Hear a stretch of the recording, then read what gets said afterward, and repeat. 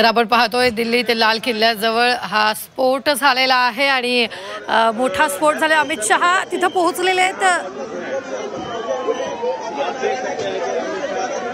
तर लाल किल्ल्याजवळ हा स्फोट झालेला आहे। 24 जण जखमी झाल्याची माहिती मिळते। अनेक भागात स्पेशल सेलने छापाही टाकल्याचं पाहायला मिळतंय।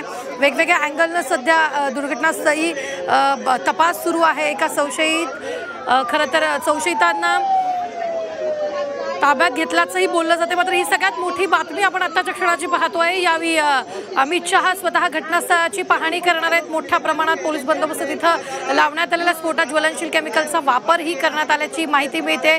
स्पेशल टीमसह श्वान पथकाकडून तपास सुरू आहे। लोकनायक हॉस्पिटलच्या समोरची ही दृश्य सध्या आपण पाहतोय। 24 जण जखमी झाल्याचं बोललं जातंय। त्यांना अमित शहा थोड्याच वेळात भेटणार आहेत।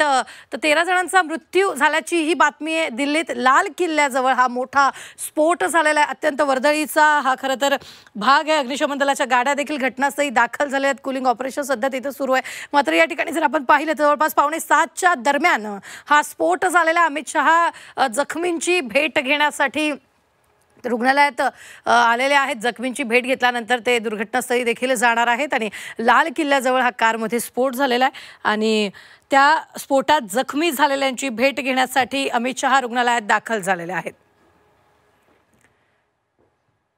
ही दृश्य आपण पाहतोय। अमित शहा जखमी व्यक्तींची विचारपूस करण्यासाठी रुग्णालयात दाखल झालेले आहेत। झी 24 तासवर एक्सक्लुझिव्ह दृश्य आपण पाहतोय। मोठा स्फोट झालेला आहे। 13 जणांचा मृत्यू झालेला आहे। जवळपास 24 ते 25 जण जखमी असल्याची देखील माहिती मिळते आणि या जखमींचीच भेट घेण्यासाठी अमित शहा रुग्णालयात दाखल झालेले आहेत। तर काही वेळातच ते दुर्घटनास्थळाची ही पाहणी करणार आहेत। मात्र लाल किल्ल्याजवळ हाय सिक्युरिटी झोन असलेल्या भागात खरं तर एका गाडीत हा मोठा स्फोट झालेला आहे आणि या स्फोटात मोठ्या प्रमाणात मोठं नुकसान झालेलं आहे। अमित शहा लोकनायक रुग्णालयात दाखल झालेले आहेत जखमींची भेट घेण्यासाठी आणि थेट ही दृश्य आपण लोकनायक हॉस्पिटलमधून पाहतोय। दिल्ली स्फोटात जवळपास 24 जण जखमी झाल्याची ही माहिती मिळते आणि या जखमींची भेट घेण्यासाठीच अमित शहा दाखल झाले। लाल किल्ला मेट्रो स्टेशनच्या गेट क्रमांक 1 जवळ कारमध्ये हा स्फोट झाल्याची माहिती आहे।